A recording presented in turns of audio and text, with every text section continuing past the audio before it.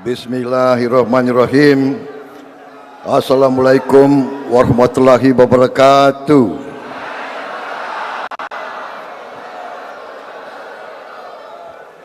Selamat siang, salam sejahtera bagi kita sekalian. Shalom, Om Swastiastu, Namo Buddhaya, salam kebajikan. Yang saya hormati Bapak Surta Wijaya, Ketua Umum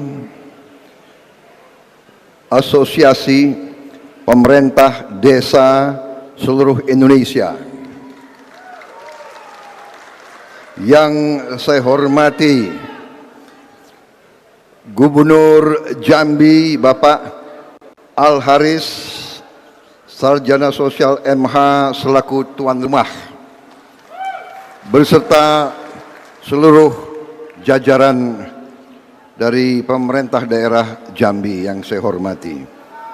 Bapak Toto Haryono, Ketua Bawaslu RI yang hadir, Mayor Jenderal TNI Hilman Hadi, Pangdam II Sriwijaya, Irjen Pol Rusdi Hartono, Kapolda Jambi, yang saya hormati Bapak Eko Prasetyo Purnomo Putro, Dirjen Pemerintah Desa Kemendagri yang saya hormati, para wali kota, bupati, seluruh provinsi Jambi yang saya hormati dan saya banggakan. Terutama yang saya hormati, yang saya cintai dan yang saya banggakan, para kepala desa, anggota APDESI yang hadir pada hari ini di acara yang penting ini, yaitu Rakernas APDESI tahun 2023. Hadir juga anggota DPR RI dari Jambi, Bapak Sultan Adil Hendra. Saudara-saudara sekalian, tentunya marilah kita tidak henti-hentinya memanjatkan puji syukur kehadirat Allah Subhanahu wa taala, Tuhan Maha Besar, Tuhan Maha Kuasa. Kita masih diberi kesehatan, diberi nafas, dapat bertatap muka pada siang hari ini. Hari ini saya berterima kasih atas kehormatan yang besar diberikan kepada saya bisa berbicara di hadapan saudara-saudara sekalian, para kepala desa dari seluruh Indonesia. Kepala desa adalah pemimpin terdekat dengan rakyat Indonesia. Berarti kalau saya bicara hari ini, bisa dikatakan saya bicara kepada seluruh rakyat Indonesia. Saudara-saudara sekalian, saya menerima undangan baru beberapa hari yang lalu, dan bersamaan pagi tadi ada upacara pelantikan perwira remaja dari polisi, dari kepolisian dan dari TNI, dilantik Presiden. Saya tadi hadir. Begitu selesai langsung berangkat, karena cuaca agak buruk ya, agak putar-putar sebentar, tapi akhirnya saya tiba di sini dan saya terima kasih saudara-saudara dengan sabar memberi waktu kepada saya. Saudara-saudara, saya diminta berbicara sedikit dengan tema membangun desa, menjaga bangsa. Saudara-saudara sekalian, APDESI bagi saya adalah kawan seperjuangan yang lama.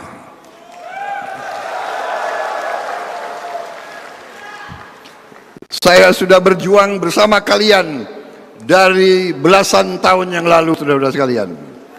Ya. Kita, kalau saudara ingat,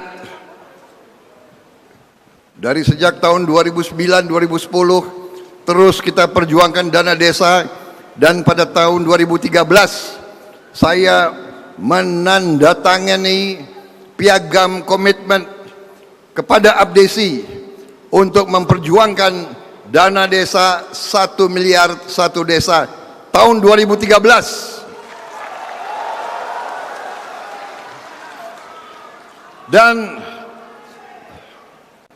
demikian, nanti contohnya ada piagam bisa kita tinggalkan di sini. Ya, di garis merah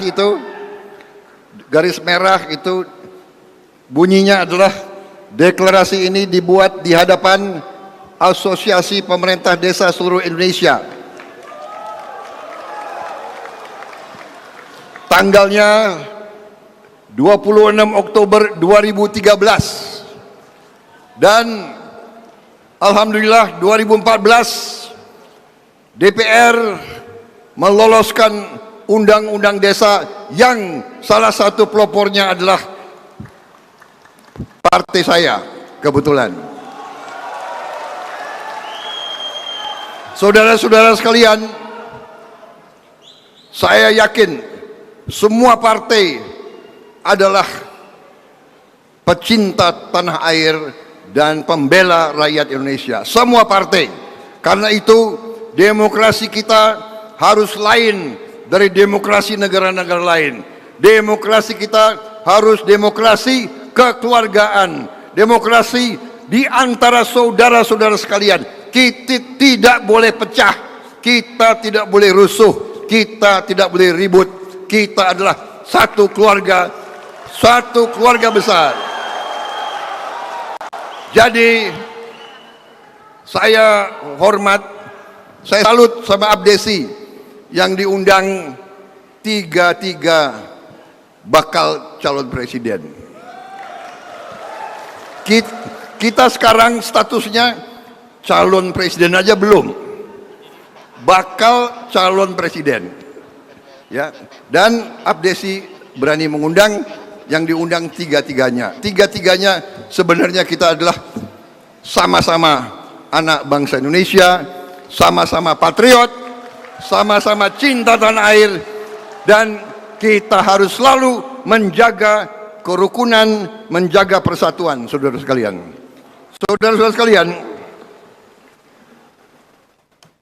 kita kalau lihat ke belakang, kita harus mengakui dan kita harus bersyukur apa yang telah dihasilkan oleh pendahulu-pendahulu kita, oleh pendiri-pendiri bangsa kita. Saudara-saudara sekalian, bangsa Indonesia sekarang kita sudah adalah negara dengan ekonomi ke-16 di dunia.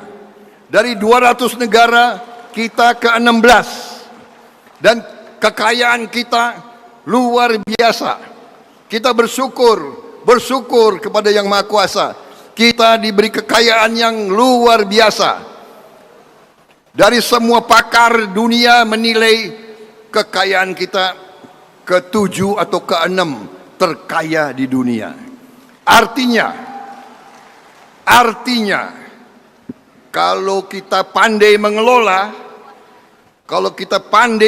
kekayaan kita tidak lama lagi kita akan jadi negara makmur, saudara-saudara sekalian.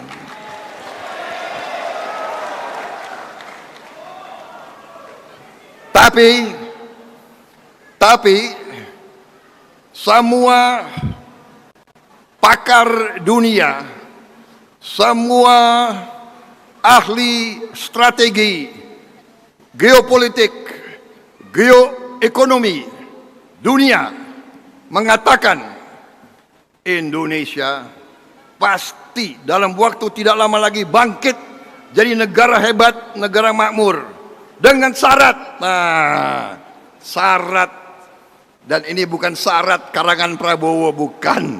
Saya ada kajian-kajiannya, saya pegang. Syaratnya sebetulnya sangat sederhana. Syaratnya adalah Kata-kata mereka ini, kata-kata mereka bukan kata. Syaratnya adalah kalau elit pemimpin-pemimpin Indonesia bisa rukun dan kerjasama, Indonesia bisa bangkrut. Jadi saudara-saudara, kita harus sekarang bertekad,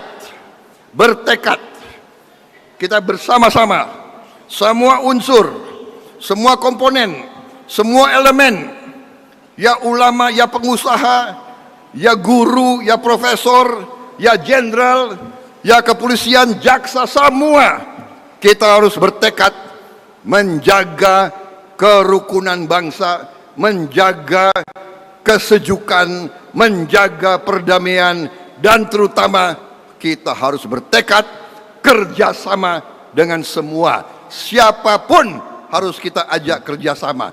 Jangan cari perbedaan, jangan cari pertengkaran. Saudara-saudara, ini sederhana tapi sulit untuk kita laksanakan karena kita manusia biasa. Dan sejarah ratusan tahun bangsa kita selalu berhasil diadu domba oleh negara-negara asing. Saudara-saudara sekalian, bukan kita ke negara mereka, ratusan tahun mereka ke kita. Ya Perancis, ya Spanyol, ya Portugis, ya Belanda, ya Inggris, ya Mongol, ya Jepang. Yang paling lama Belanda, udah datang nggak mau pulang-pulang. Terpaksa kita usir dengan perang kemerdekaan. Kita tidak mau dijajah terus-menerus. Kita tidak mau jadi bangsa yang menerima penghasilan rendah. Kita tidak mau jadi bangsa UMR. Kita mau jadi bangsa terhormat, bangsa bermartabat, bangsa rakyatnya makmur. Itu tujuan kita, saudara. Dan untuk itu, saudara-saudara, kita harus bersyukur dan kita harus mengakui pemerintah di bawah Presiden Joko Widodo, harus kita akui bahwa pemerintah di bawah kepemimpinan Presiden Joko Widodo berhasil.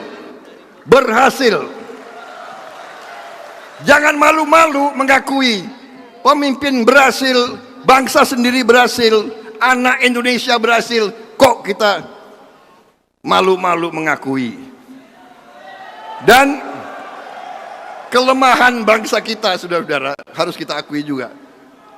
Kelemahan bangsa kita itu kadang-kadang sulit mengakui keberhasilan kawan sendiri. Terlalu kagum sama bangsa asing. Kalau ada pemimpin kita yang baik, malah kita condong cari-cari kesalahannya, saudara-saudara sekalian. Saudara-saudara, saya bicara ini, saya pernah jadi rivalnya Pak Jokowi. 10 tahun rival. Saya dikalahkan beliau.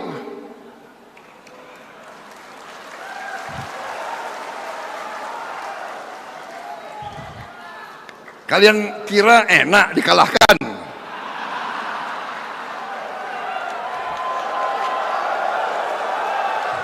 Tapi saudara-saudara, bayangkan beliau kalahkan saya. Tapi beliau punya jiwa besar, punya kenegarawanan yang tidak terduga-duga.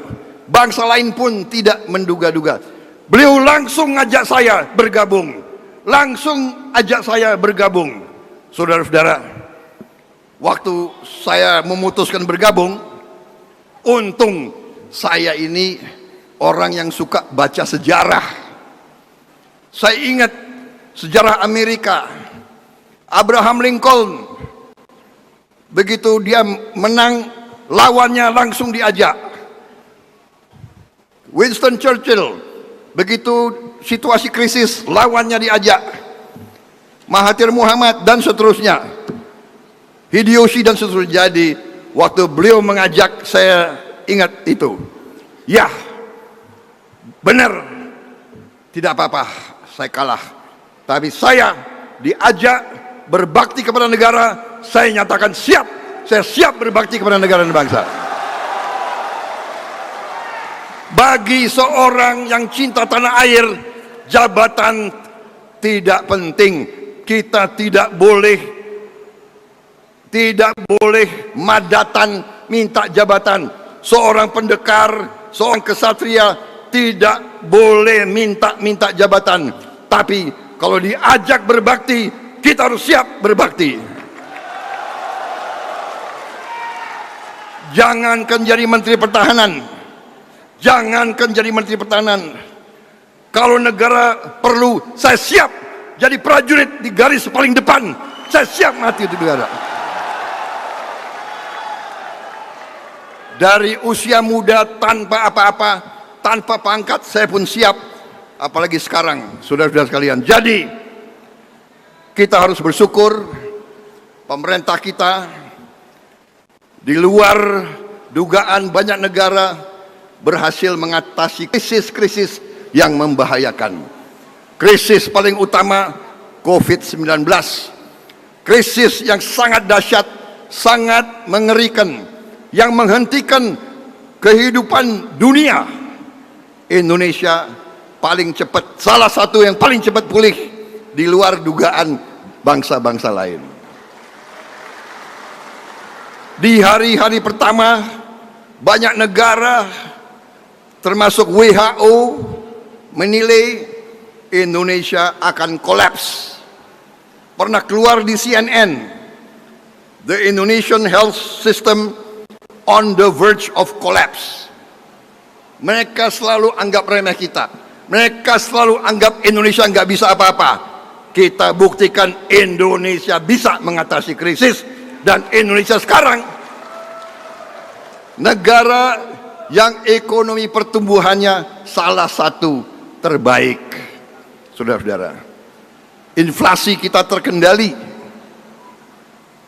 pertumbuhan di atas 5%. Berapa negara bisa seperti kita?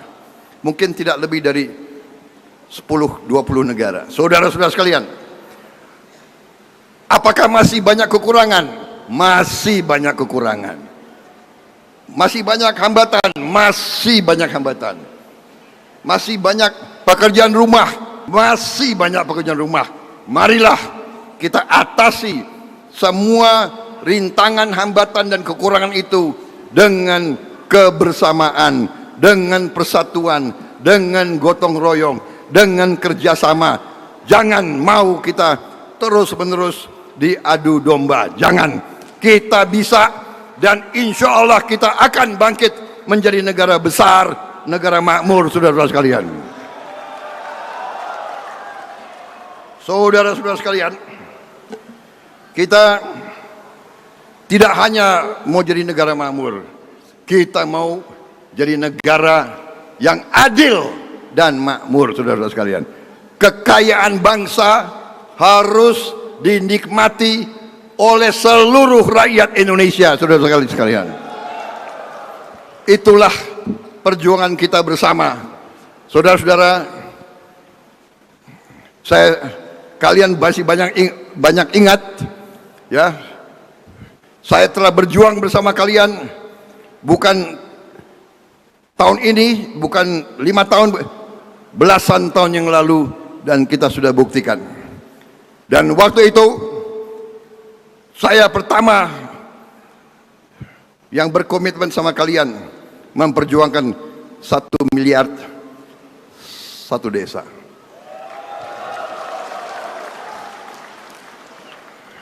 Dan waktu itu kita mintanya langsung ke desa. Jangan terlalu banyak mampir-mampir. Di Indonesia kalau terlalu banyak mampir-mampir, bocornya lumayan juga itu. Benar nggak?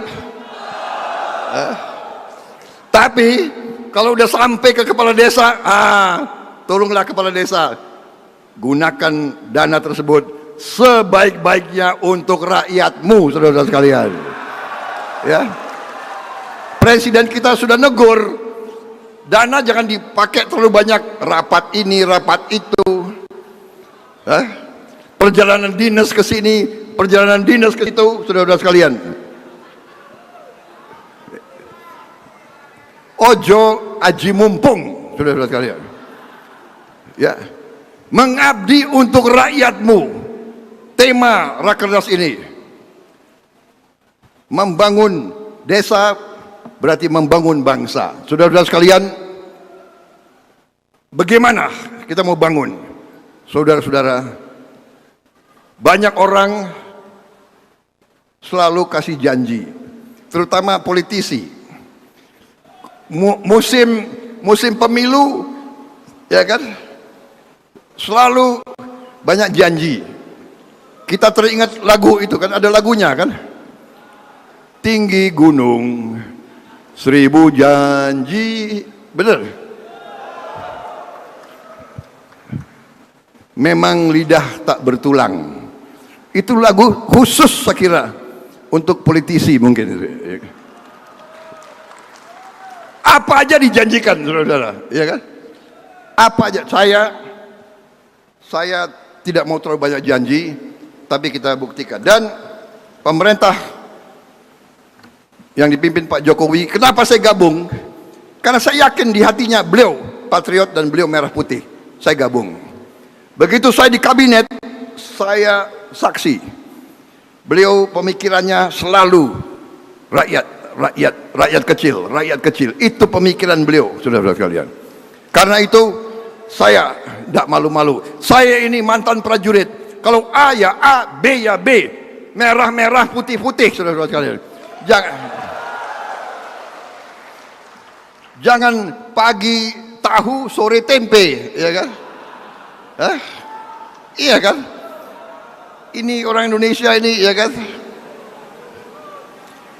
2 tambah 2 4. Tapi kalau dalam politik kita kadang-kadang 2 tambah 2 ya mungkin 4 Pak, mungkin saudara ngertilah, ya kan? Saudara-saudara, apa yang kita hadapi? Keberhasilan sekarang, ya, hanya dasar yang kita bangun, dan nanti pekerjaannya ini mungkin butuh 10, 20, 30 tahun. Saudara-saudara sekalian, siapapun yang akan memimpin kita nanti tidak bisa mimpin sendiri. Kita harus bersama semua. Dan tidak bisa ada yang janji bisa segera atasi ini, tidak bisa. Ini butuh tahap demi tahap demi tahap. Infrastruktur sudah baik, interkoneksi sudah lumayan, pengendalian sudah baik, inflasi terkendali, masih banyak pekerjaan. Tetapi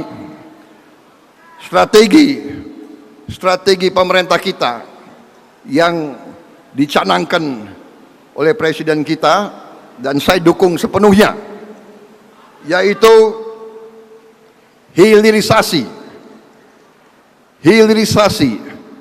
Hilirisasi artinya adalah semua kekayaan kita olah di tanah air kita, di Republik Indonesia. Kita tidak menghendaki kekayaan kita dijual murah ke luar. Kita tidak mau kelapa sawit kita hanya dijual mentah, crude palm oil.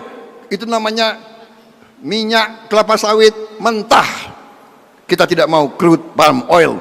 Kita mau olah kelapa sawit menjadi turunan yang nilainya bisa puluhan kali, saudara-saudara sekalian. Dengan hilirisasi kita akan loncat, kita namanya leapfrog, kita lompat menjadi negara maju. Tambang kita, perkebunan kita, kelautan kita, ini yang akan membuat kita menjadi negara industri, saudara-saudara sekalian. Sebagai contoh, nikel. Nikel berapa tahun yang lalu, tahun 21, penghasilan kita hanya 1 miliar dolar, 15 triliun. Tahun 22 penghasilan kita naik 20 kali, 20 kali, 20 miliar dolar lebih, sekitar itu. Kalau nanti nikel kita olah menjadi baterai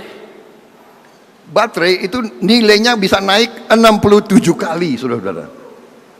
67 kali.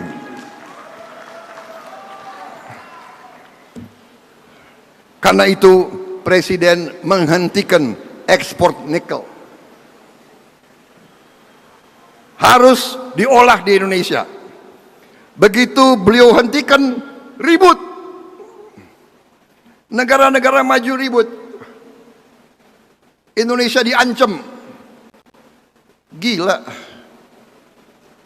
Kekayaan kita, harta kita mau olah nggak boleh. Harus jual murah ke mereka, gitu. Saudara-saudara, kita tidak boleh gentar, tidak boleh takut. Kalian takut nggak diancam oleh negara asing? Saudara-saudara, kita negara besar. Jumlah penduduk kita 300 juta hampir. Di ASEAN kita terbesar. Bersama ASEAN kita 600 juta. Kalau mereka mau embargo kita, udah kita jualan aja di antara kita. Kita juga nggak akan mati, saudara-saudara sekalian. Lebih baik kita terhormat mengolah barang kita sendiri daripada kita jual gelondongan dan kita harus import barang jadi dari luar. Contoh boksit.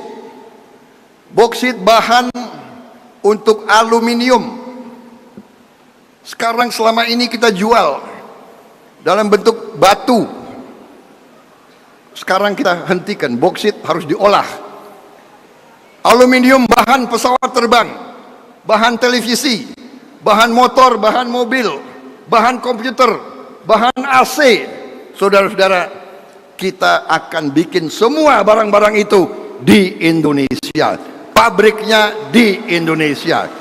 Anak-anak kalian akan harus kerja dengan upah yang baik, bukan upah minimum lagi. Kita mau menjadi negara yang maju, negara yang penghasilannya lumayan untuk rakyat kita. Rakyat kita harus menghilangkan kemiskinan dari bumi Indonesia. Itu tujuan perjuangan kita, saudara-saudara sekalian.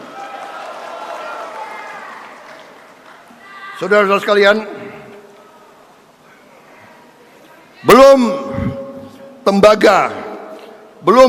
tembaga kalau diolah nilai tambahnya 77 kali. Timah, gas alam, rumput laut. Kalau diolah di Indonesia, rumput laut 14 kali ini. Rumput laut bahan bisa untuk pakan ternak. Kita bisa bikin plastik dari rumput laut. Kita bisa bikin pupuk dari rumput laut. Ikan, kita jual ikan mentah. Kalau ikan diolah di Indonesia nilainya tambah 18 kali. Udang, kita jual udang.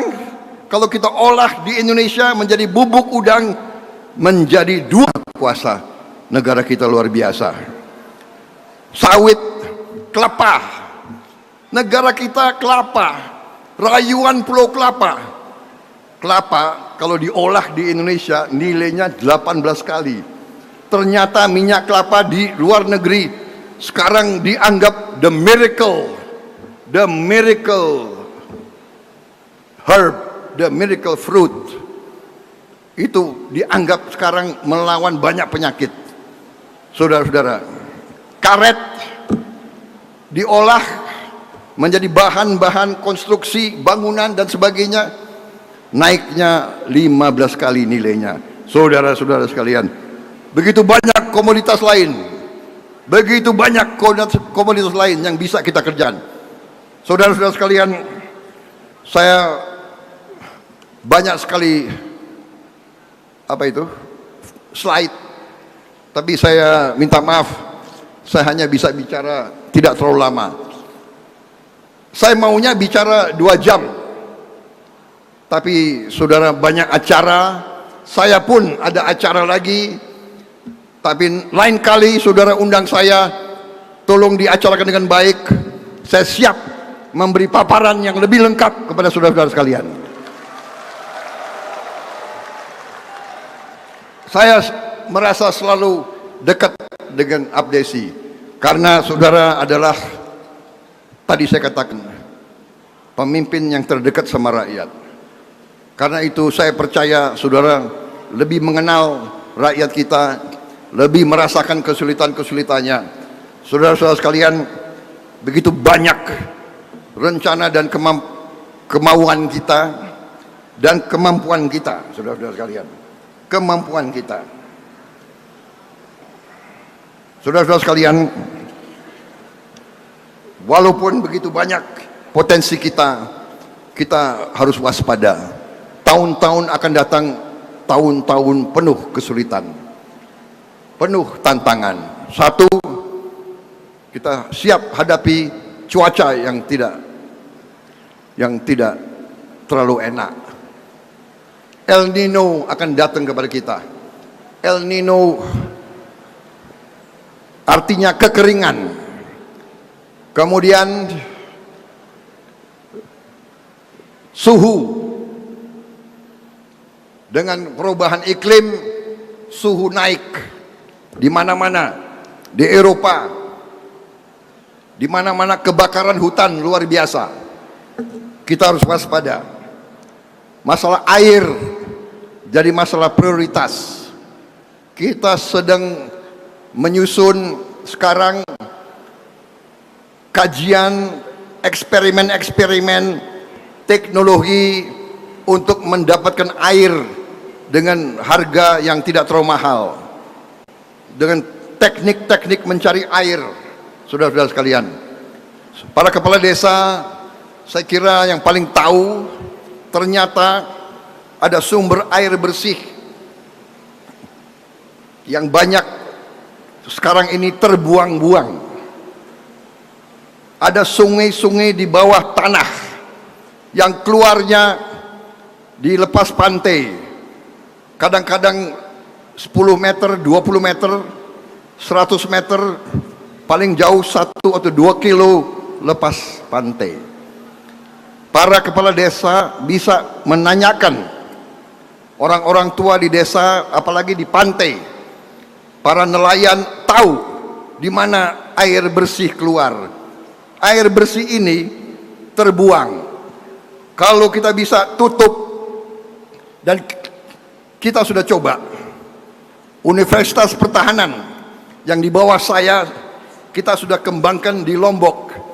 Kita menemukan 3 air keluar di laut. Ini kita tutup, kita bikin pipa, bawa ke darat. Ini potensi. Kita kembangkan lagi teknik-teknik menghasilkan air bersih. Selain krisis air, kita waspada krisis pangan. Kita harus antisipasi. Dan kita harus sekarang memikirkan bagaimana mencari teknik-teknik mengurangi pupuk kimia, meningkatkan produksi pangan kita. Dan tanah-tanah yang tidak termanfaatkan, kita harus manfaatkan untuk membuat pangan, karena kita tidak boleh tergantung dari luar negeri. Sekarang banyak negara yang menghentikan ekspor mereka. Kita harus antisipasi. Saudara-saudara, kita harus swasembada pangan. Itu mutlak yang harus kita perjuangkan. Yang terakhir, kita harus swasembada energi. Kita tidak boleh tergantung BBM dari luar. Dan ini semua sudah ada strateginya, sudah ada teknologinya. Kita sekarang sedang kembangkan, dan insya Allah tidak lama lagi kita akan swasembada energi, swasembada pangan, dan kita akan mengolah semua kekayaan kita di Republik Indonesia supaya rakyat kita bisa mendapat pekerjaan yang layak, anak-anak kita masa depannya cerah, dan kita menjadi bangsa yang maju. Kita tidak mau jadi bangsa yang begitu-begitu saja. Kita mau produksi pesawat terbang sudah, tapi kita mau perbanyak. Kita mau produksi mobil kita sendiri. Saudara-saudara, sebagai Menteri Pertahanan, saya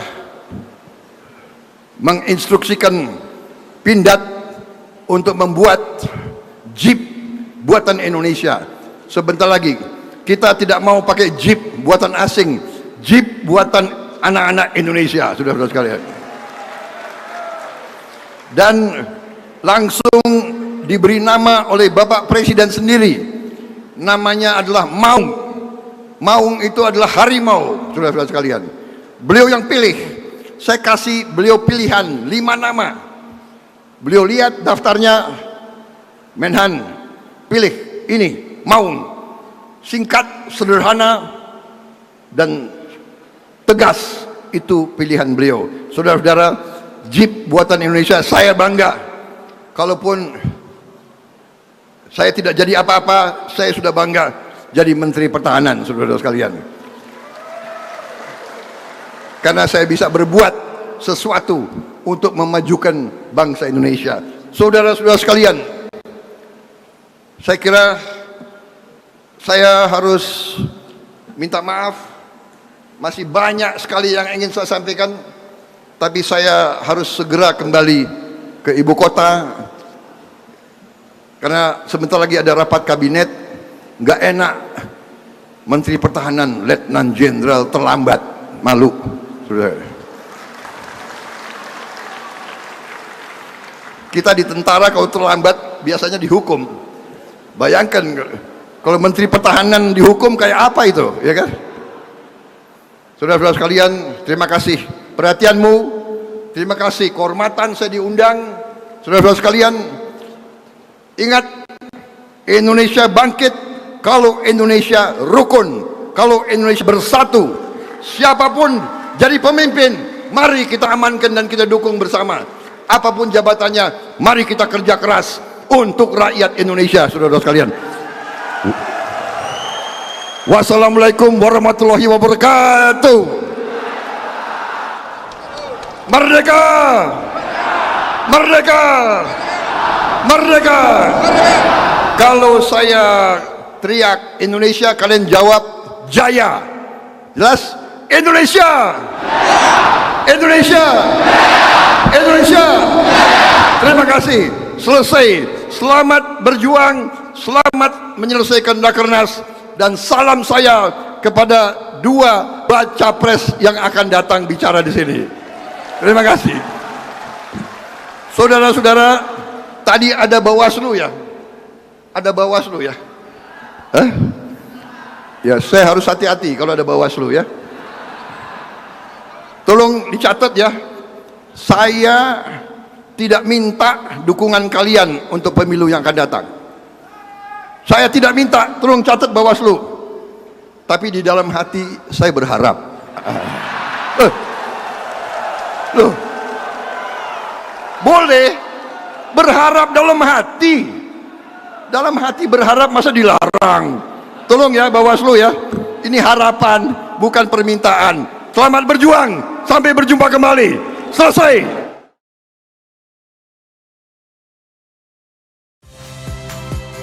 Saya Nitya Anissa, saksikan program-program Kompas TV melalui siaran digital, pay TV, dan media streaming lainnya. Kompas TV, independen, terpercaya.